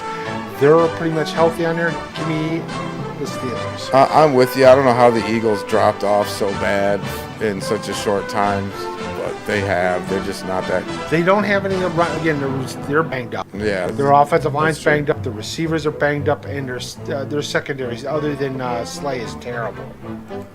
One on there, Baltimore is a 13.5-point favorite against Cincinnati. Much as I like Dojo, this is not a week to look good on there. Going at Baltimore. Baltimore is basically going to take care of this. Yeah, I mean, once again, Cincinnati's just not a good team, and I love Burrows, and he's got it, but it won't be enough to get by Baltimore. I'm with you. Frisco is banged up as they are. They're 3-1. They're at home, and they're an 8-point favorite against Miami on that. I think Garoppolo's supposed to be back. Samuel's supposed to be back on there as well. So give me Frisco. I think Mozart might even be back this week too. Who? Raheem Mozart. Oh, okay. So I got Kittle, so don't worry about it. So it's Niners, and I'm sorry, I've got it. Niners, Miami. Niners are 8-point favorite at home. Oh yeah, Miami's got that inconsistency to them. God. Niners, I want to know if this is up to them long term or what. I mean, I'm going to take Niners this week, but get some guys back on the goddamn field. Yep. Because it's going to catch up to them if we don't. So we got at Jerry World on there. This is not going to be game of the week. Playing the Giants. Dallas can't stop anybody, but don't worry. They're playing the Giants. Giants can't score in a whorehouse. I'm going to tell you that. Give me Dallas. I mean, the Giants have got less touchdowns than several players. I mean, I'm down, but like only because fuck Dallas and Storm.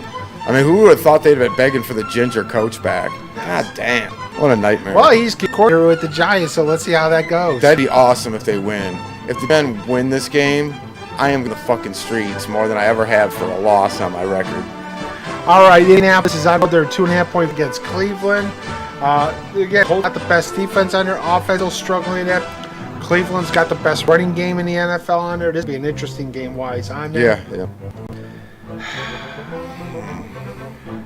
God, it's hard to go. I'm going to go Indy on it because I think the defense can slow up. I'm with you. The reason for me, though, is the Browns just haven't sold to do it week in and week out. Right. They just haven't. And until they can do that, I just side with them.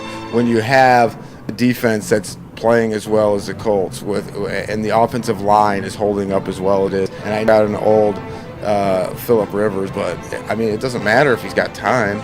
Yeah. And so, yeah, I'm with you. I'm going to take the Colts in this one, too. Yep. I can't believe it. I thought I was going to get one on you there. No, but I won't know, but I'm going to get it. You know what? I think the Colts defense, especially with Chubb out, if they had Chubb, Hunt, and Johnson, I'd probably go Cleveland on it because I think they can run the ball. All right, Seattle is at home. They're a 7-point favorite against Minnesota on there. Minnesota got the win last week, the first of the season. It's not going to happen again on there because they're going to, why? Let Russ be Russ. Give me Seattle. Yeah, I'm with you. If you just let Russ cook, man, it's going down. And that's what I want to see. I want to see Russ be Russ, and I think they will. All right, the Monday night game is New Orleans, maybe at New Orleans. We'll see. Maybe they'll move up to Indianapolis to play there.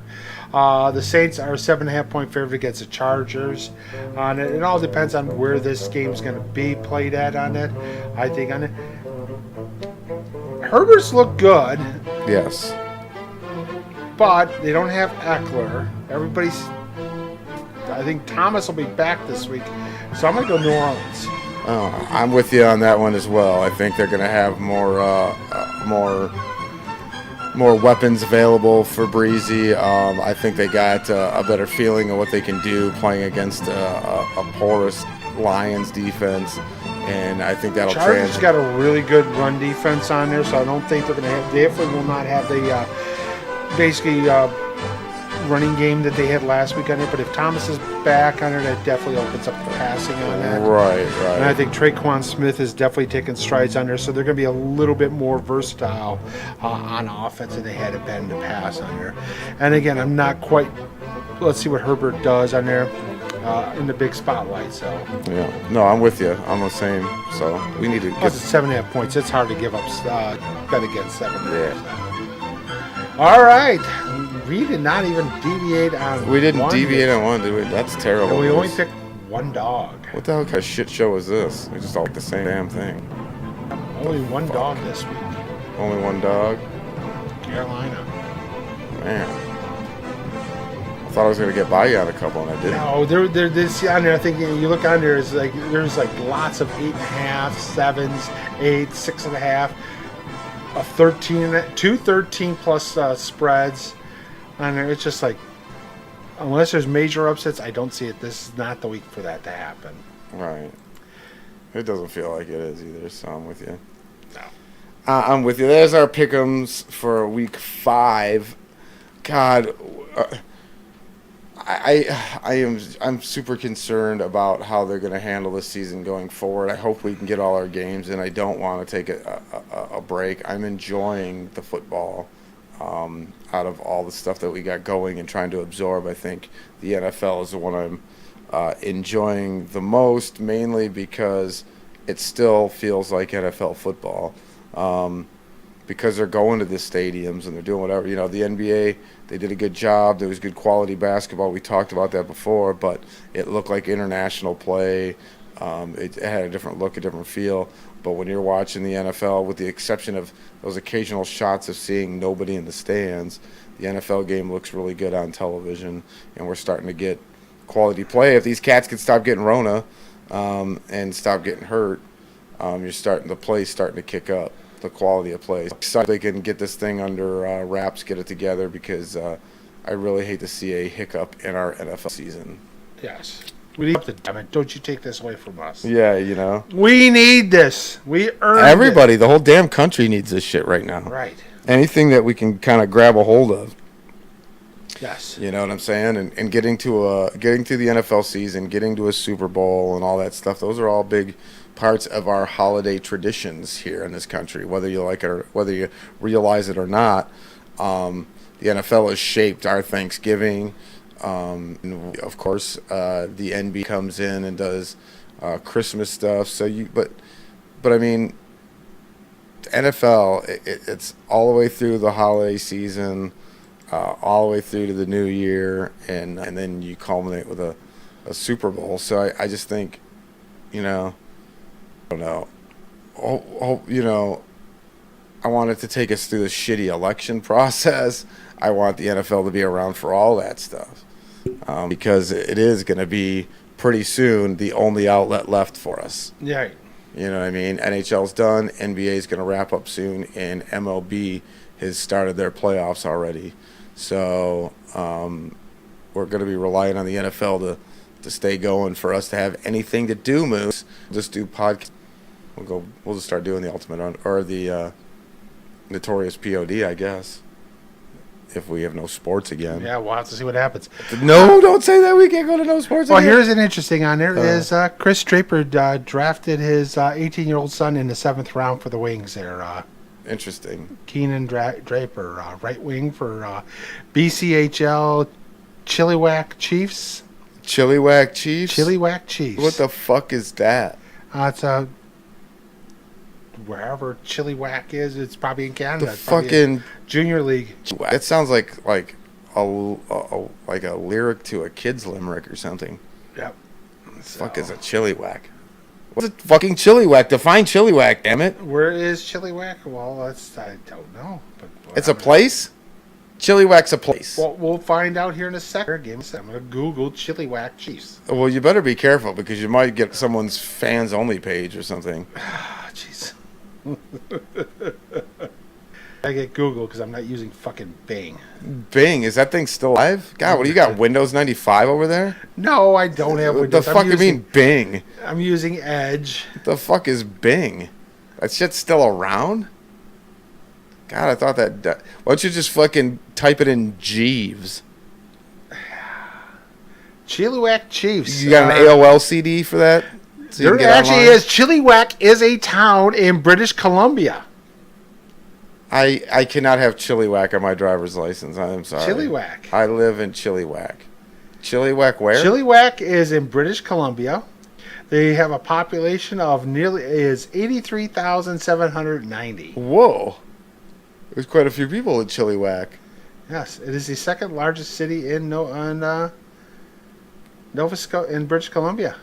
So, it's the seventh largest city in British Columbia. Wow. And the metropolitan area of Chilliwack has over 101,000 people living in it. Jesus. Chilliwack.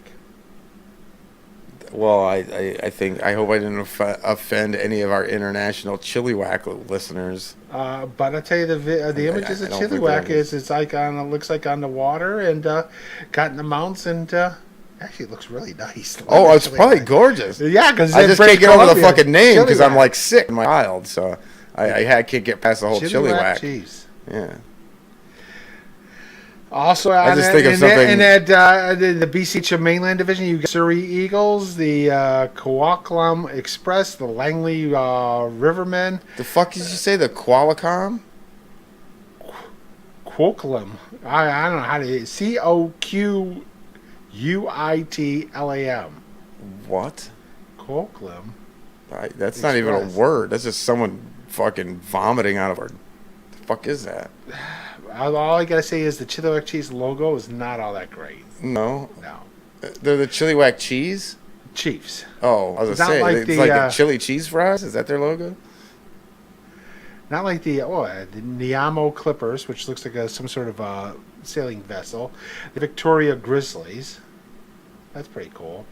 Yeah, but it's hockey. Grizzlies don't. Well, Yeah, but they're in British Columbia, so there are Grizzlies there. Yeah, that makes sense. And the Langley Rivermen. Looks like basically some guy wearing a frickin' Daniel Boone hat. The Rivermen. What the fuck's a Riverman? Guy who probably goes on the river like a trapper. Oh. Like the crocodile guys? No, like those was that life below zero, where all those souls are living out in the Arctic Circle, and it's always fucking frozen, and you got to worry about freaking. I thought those were mountain men. And there's mountain men, and there's life below zero, and right, there's you. Men. It's like 80,000 damn shows. God damn it! I can't watch that stuff. I'm like, why would you want to live there?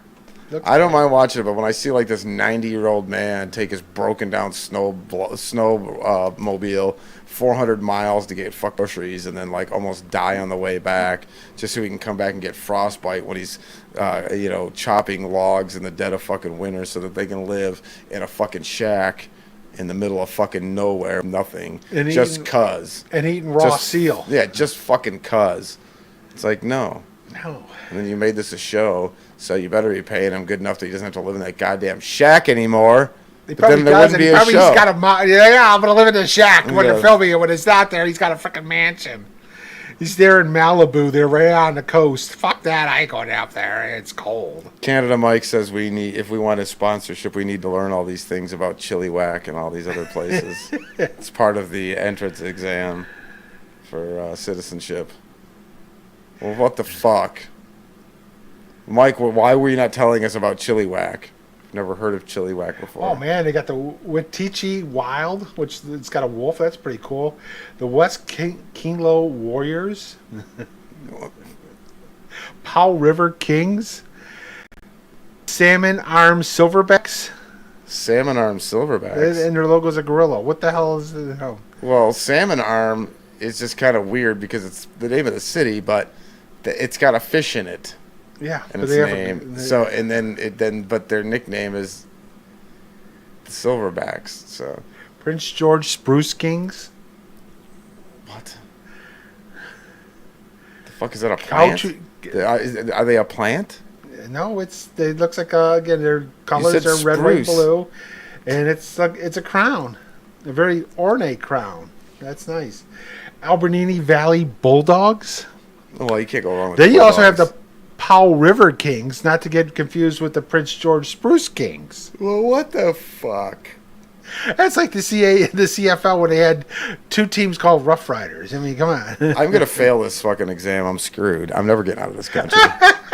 I'm fucked. Never getting out. And the Trail Smoke Eaters. The Trail Smoke Eaters. Yeah. It's like, what are they? Damn. It sounds like an act. It's like a circus act or something. Trail Smoke Eaters. And The Trail Smoke Eaters. I think I hired them for a bachelor and their party logo once. looks like a nuclear power plant. I'm confused. I mean, that's not hard to do, but I'm confused. Yeah. So I guess that's all you're in the British Columbia Hockey League. That's all your minor league teams. That's cool, though. I mean, I'm sure there's quality hockey. I mean, coming they're out not of as good as the Winnipeg Moose there from or the Manitoba Moose. Well, that's because you're biased. Well, again, damn right I am. You're self-biased. Manitoba Moose. The coolest logo.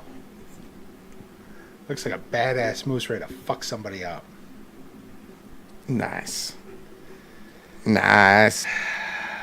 Oh, jeez. So, I guess I will not be able to be a Canadian citizen because I make fun of all the names of every city, it feels like. And I went to Kitchener, Ontario, and they had like these pink roads. Now, like, the road wasn't pink, don't get me wrong, but it had like this weird pink color like in the road, like as part of like the process of making the road or whatever. And then so I can't get past that, and then I can't get past that it says OPP on the police because I'm on the car because I'm just a child. And so I have to, and I just go, are you down with OPP? And I go, oh no, not me. And then it turns into a whole song because I'm just not right now. I'm not making a political statement. I'm just saying. I've been arrested a lot. And I'm not a fan of the police. You're a child. I am. I'm a grown 9-year-old. Pretty much. But that's okay. Yeah. I don't feel like a 9-year-old when I wake up in the morning. I feel like a 99-year-old. Man, knees are whacked. My back is jacked. I have insomnia. Everything cracks and breaks and makes weird noises when it's not supposed to. I have to be moving around for a couple hours before I can touch my toes. That's not good, is it? No. I should work on that.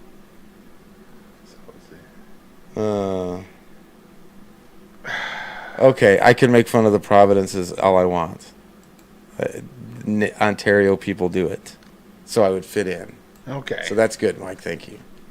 The names are hilarious. They're great. Like, they make great T-shirts. I just want to make T-shirts for these weird towns. Like Chili Whack.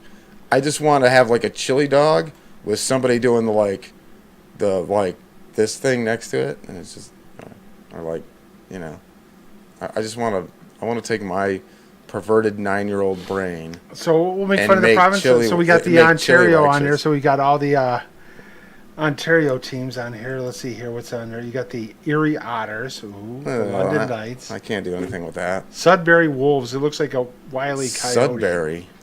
Sudbury's like way up there in like Thunder Bay and all that. I mean. Thunder Bay is where it's at. That's like where my grandparents' place is up in that area. That's where we would go to. The Ottawa 67s, the Niagara Ice Dogs. What the fuck's an ice dog? It looks like Spuds McKenzie wearing a fucking hockey jersey. Well, that's not an ice dog. The Guelph Storm. It looks like a tornado with like a monster. Well, it's a storm, yeah. Sault Ste. Marie Greyhounds.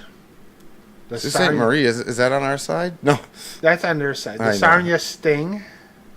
The Windsor Spitfires. What's the starting to sting? Is it a bee? Yeah, it's like a yellow jacket.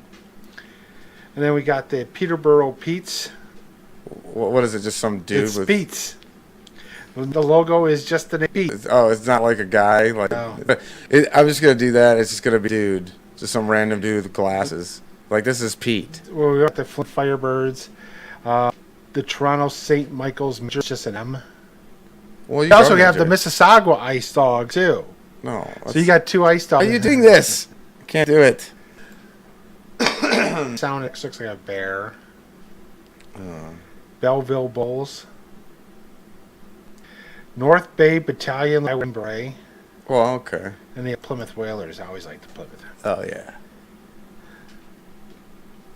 Anyway, all right. So what are we coming up before this week while we're off? We got we'll have our NFL, of course. NBA will probably be wrapped up regardless, right? Yeah. Yeah. So we'll have that to talk about And next we'll week. be talking about who's in the the National League, American League Championship. We're gonna preview some Big Ten because they're gonna be back. We'll definitely preview some Big Ten next week on here because again, Michigan, they get right out of the bat. They're playing Minnesota right out of the bat, and that's not an easy. They don't have an easy schedule. Well, no, because they're putting all these conference games and But jamming meanwhile, them all in. Ohio State doesn't have to play Wisconsin or like Iowa or Minnesota. So Well, yeah, they don't want their golden child to look bad. I mean, let's be real. somebody's right on about. Yep, that's what you get for drafting an Ohio State quarterback because they never win. They're never any good when they get to the the NFL on there. And somebody's like, "Well, you only got one from Michigan." I'm like, "Dude, Brian Greasy won a Super Bowl. He was on the bench, but he still won." Elvis Gerback actually played in a Super Bowl again for mop-up duty because he played for Frisco. But he got a ring, so kiss my ass. Don't matter. He's got a ring. I don't see anybody from Ohio State getting a fucking ring. Bad news, this just in. The Mississauga Ice Dogs are no more. Oh. So you have only one Ice Dog. Only the Niagara Ice Dog? Yes. The Mississauga logo is much better than the Niagara one. Well, we need to get it, and we need to vintage the shirts and just have those. They used to have the Lake Erie Walls, too, down in Toledo. Oh, sure, yeah. Dodgers are winning. Well, whatever, Mike. I'm glad you're happy. Enjoy your games, guys. Enjoy all the sports while we still have them. I know the political climate is getting off the hook as we get closer to Election Day. I know the coronavirus flare-ups across the country really got you down, and it's just crazy. So I know we do an international show, so I don't want to leave out all our other friends across the world, but if you're here in the United States, man, mask up, do right by your neighbor. Let's get back to normal, man. Let's get this thing under control. Let's not listen to the idiots that don't give a shit about us. Let's take care of each other. Like I always tell you, we always tell you here on the show, take care of each other, be good to each other. Well, let's do that. And we'll see you guys next week. We love you guys. Peace out, brothers. Peace. You're listening to Studio 57 Radio, your home for underground hip-hop, rap, and R&B. Studio 57 Radio.